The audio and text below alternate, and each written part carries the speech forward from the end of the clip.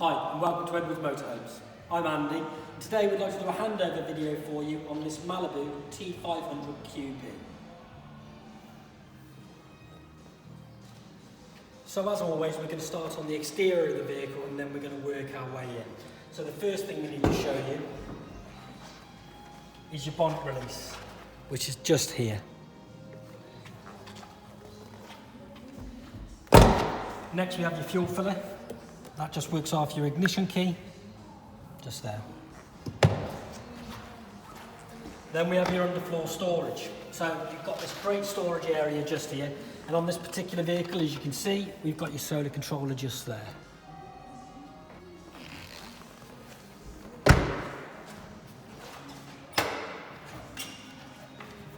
Storage for your gas cylinders just here. Again, this particular vehicle has the outdoor shower point.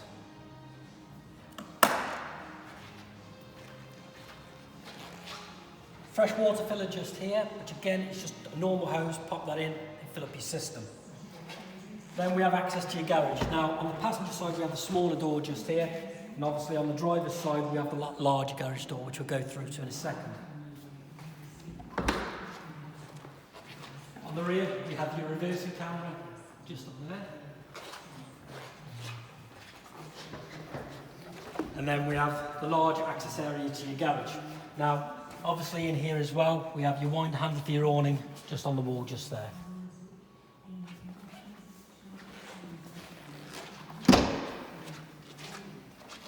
Electric hookup point. Now, the cap on there does sit at the back, so you do need to sort of get your finger in and push that up to be able to pull the cable out. Then we have the cassette for your toilet. Now, it is very important with your cassette toilet that we will do this when we go into the van, but on the bowl itself you'll have a grey handle, and that's to open or close the blade.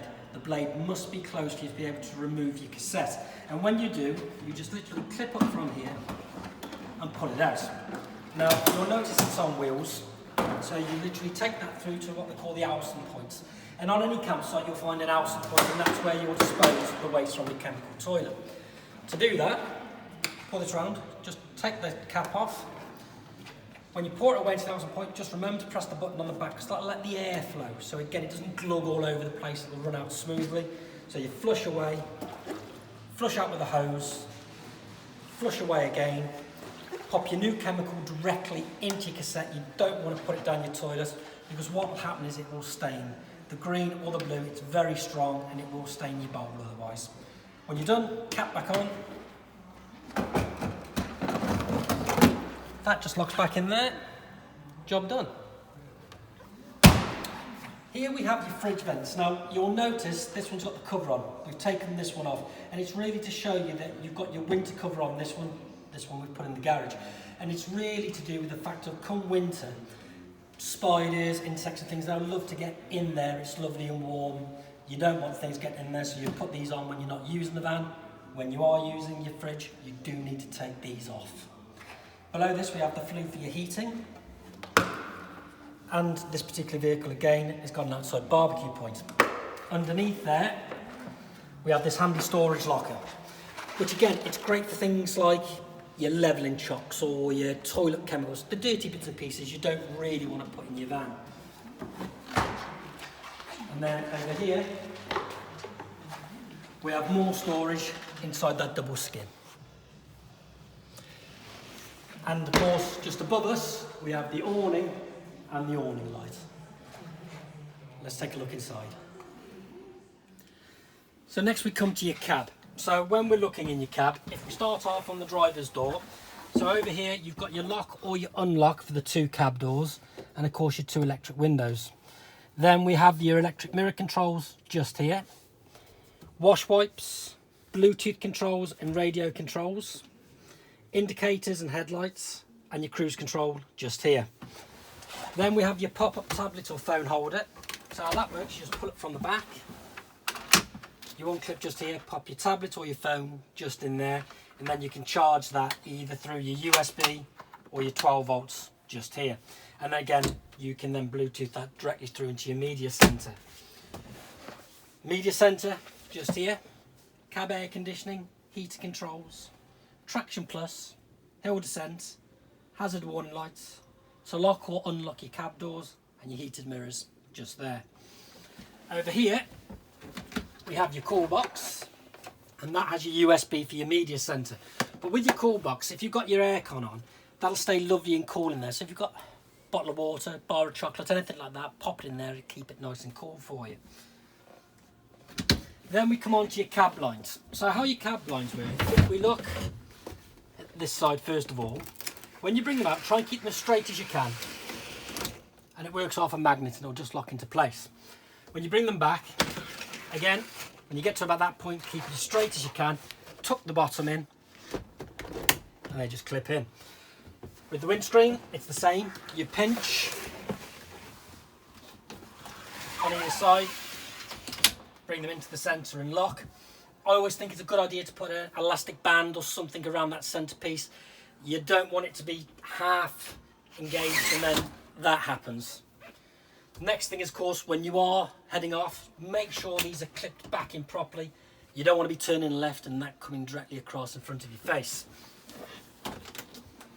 Then we have your seats. Now, if you look at the passenger seat here, you've got these two controllers on the side. So the front one is for just the front of your seat, back one is for the back. And that works like on a rocker system, so you can get into the perfect seating position. Then on the back, you have the wheel for the backrest. And of course you have the wheels just here on your armrest as well, so you can get into the most comfortable position. And there we have your cab. So next we come to your lounge. Now, this table here, you can move in all directions, and the tabletop will also spin 360 degrees. And that's controlled, as you'll see, by this little catch just here. When you've got it into the right position, push that up, it'll lock it in place. Now, this also becomes the base of your third berth. And how this works is like this. First thing you need to do, take this cushion off.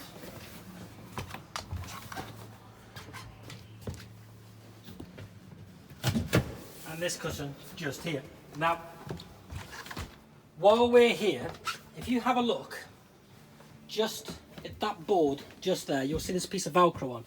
Now that's the piece that you need to take out if you've got the two passengers here, so you've got leg room. Okay, so the next thing we do then is the tabletop becomes the base of your third bunk. So to do that, if you just push down, it won't move. You need to lift and then drop. And then there's just a little bit of manoeuvring around. So first of all, this cushion here you need to lift up, bring this down and lock into position. Take it over, slide that back across, tuck that in just there, and then you have this small mattress piece just here, which sits on there, and there you have your third berth. So the next thing I'm going to show you is your TV, your radio, and basically your media. Now we'll go into more in depth on your 12-volt control panel in a moment, but what I want to show you is this button here, which is your entertainment button. If you press that on there, and then we look at your radio, you'll see that the media center has now come on. Now it works the same for your TV as well. So in this particular model, your TV lives just here behind this seat, so you lift up. Now underneath, just here, there's a switch, and that's to take it from standby or turn it completely off. As you can see now, it's on blue, so it's on standby. So with the remote control, if we turn that on,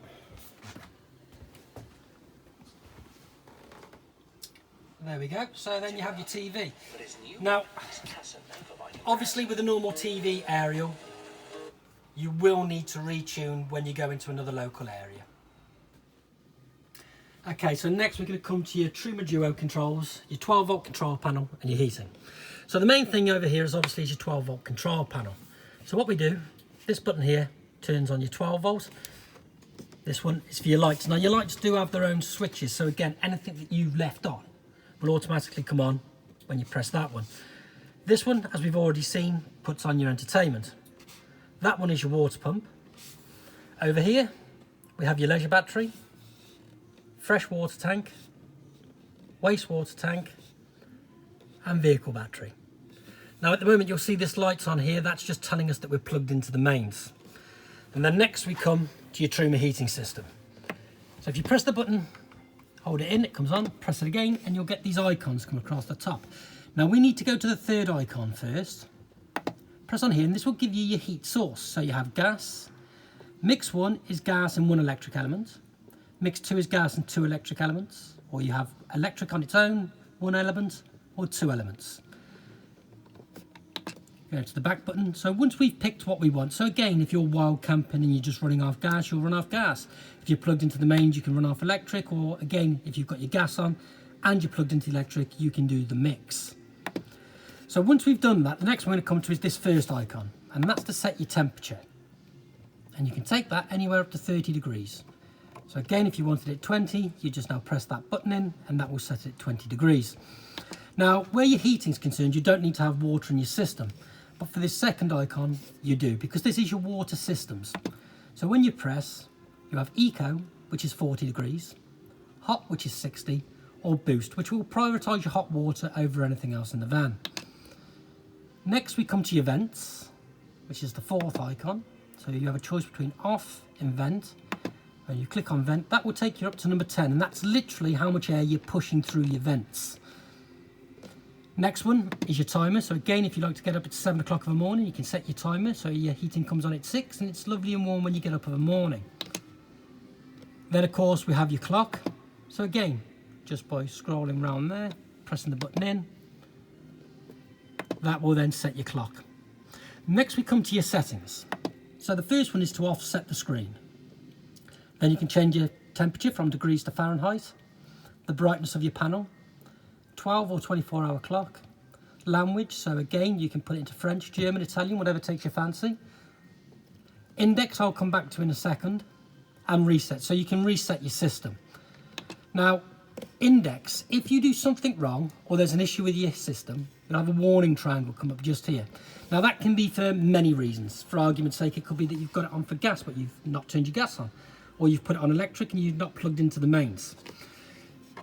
If that comes up, you just press on the triangle. So you take this down, you go to the triangle, you press on it, and it will give you a code. And that will be whatever is the issue with your heating system. You can then go to Truma and you can look on the website, you'll have the codes on there. And if you want to check any of the historical issues, again, go back to your index and it will list those codes for you. When you're not using the system, keep your finger on the button and that will just knock off your system. And there we have your heating. So next we have your kitchen. So to start off with, we have your oven grill just here, which is a gas unit. So again, you must make sure your gas is turned on to be able to use that. And then we have your separate freezer and your fridge. Now this is a three-way system. So how it'll work is, if you're obviously on electric hookup, you'll press it on for electric. If you're just wild camping and you're running off gas, you must have it on gas. And if it's on battery, it means it's off vehicle battery, so the engine must be running while you're using it on that one. Now you do have an auto system on this one as well, so again it will monitor the situation. It'll do what it thinks is right. Always check with auto though, because the van thinks it's right, it might not necessarily be what you think is right. Then we come over here. So we have your sink and your chopping board cover just here becomes a shelf. 3 gas hobs. We have your drawers, and underneath here we have your gas isolator switches. Again, more drawer space.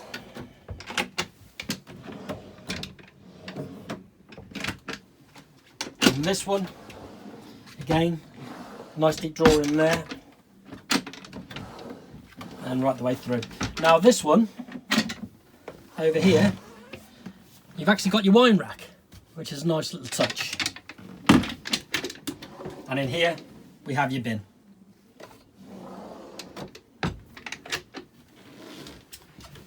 There we have your kitchen. So next we're going to come to your water systems and your boiler. Now you'll notice throughout the floor, you have these trap doors. Now, this is incredibly handy when it comes to storage, but more so than that, you've got your boiler controls and your water controls. So, this first one here is your boiler drain. Now at the moment you can see this button's out. Now that means your boiler's open. Now if I want to close that, you twist this cap on the top, press that in, you flick that switch down, your boiler is now sealed. Now if I was priming the system and I wanted to drain the water down from the boiler, I'd flick that up, I'll turn that catch, that pops out. Now any water that we put through is going to drain straight down. Now when you're priming your system at the start of the season, obviously what you want to do is you want to make sure your fresh water tank is sealed, make sure your wastewater tank is sealed, and make sure your boiler's sealed. You put your fresh water into your system, you open up all your taps, you pop your water pump on. What's then going to happen is that's going to glug at you, it's going to make some weird noises, and then it's going to start flowing through the taps. Once you've done that, knock your taps down, knock your water pump off, you've primed your system. Now when you're draining your system down at the end of the season, very similar. What you would do is you would open up your boiler, you'd open up your wastewater tank, which opens up from here. We're going to show you the fresh water in a moment where you drain that from, but you would open that up and you'd drain your whole system down. Then you'd open up all your taps, and again, just for a few seconds, put your water pump on. Let the water flow out from the system. Once you've got nothing coming through your taps, knock your water pump off, knock your taps off, and you've then primed your system down. So again, these two here are for your boiler. That one there is to drain your wastewater. Now when we come to the next trap door, just here, again, you've just got excellent storage in there. Nice little wine cellar. And the next one, just here. Now this is for your fresh water tank. So again, you've got access to your tank, but what I really want to show you is this, because that wheel there is to open or close your fresh water tank. So again, you can drain your system down, or if you're filling it, you can make sure that it's sealed so it doesn't pour out all over the floor. So next we come to your washroom facilities. So again, we have your separate shower over here, and we have your toilet over here. But we're going to start off with your separate shower cubicle. Now, most important thing to remember with your shower is if you look at the bottom of your shower, just here, you have this ductboard.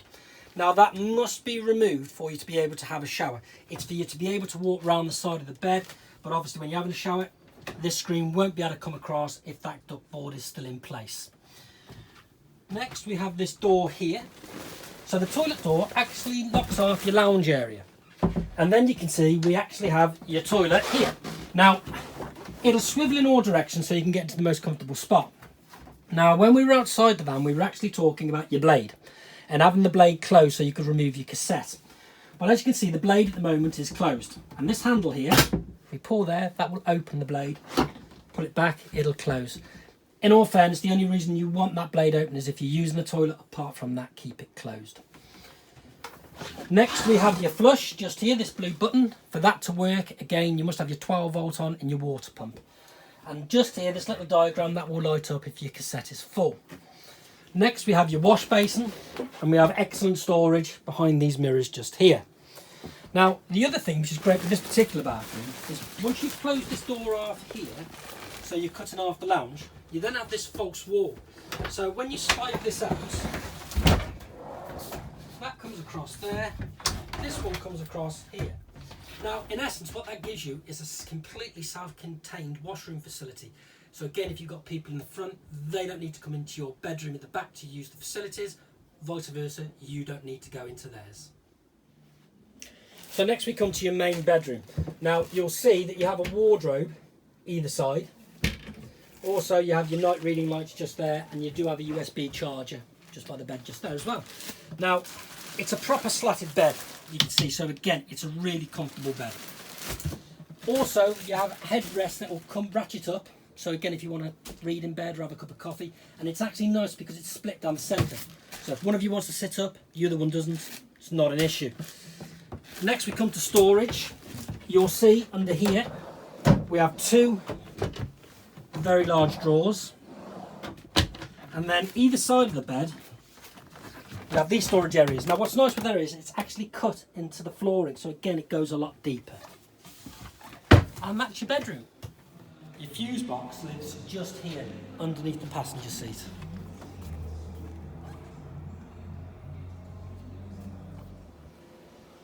Okay, so next we come to your awning. Now, with your awning brace just here, it is adjustable. So you just unscrew this black piece here, and then you can take that to where you need it to be. Now with me being quite short, I need a bit of length on there. Then you'll notice you've got these two pins just at the end of the awning brace, and they will lock in up here. So you just lock in and then you wind. Now in an ideal world, you only want to come out about halfway and then put your legs down. The issue with that, of course, is if you're vertically challenged like myself, you still can't reach the top of the awning when it's halfway out. But that's really what you want to do to keep the pressure off it.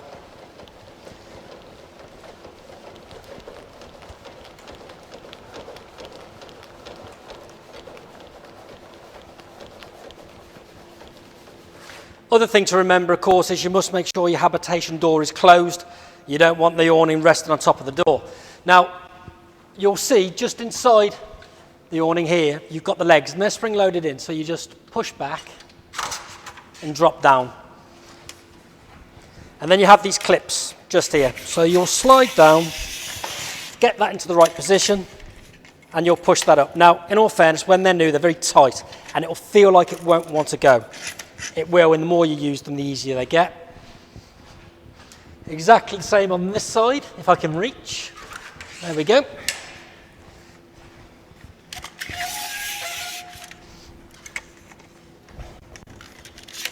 So again, push that up, and there you have it. There's your awning. So there we have your handover on the Malibu T-500 QB. Hope you found it entertaining and learned a few things as well. Thank you very much.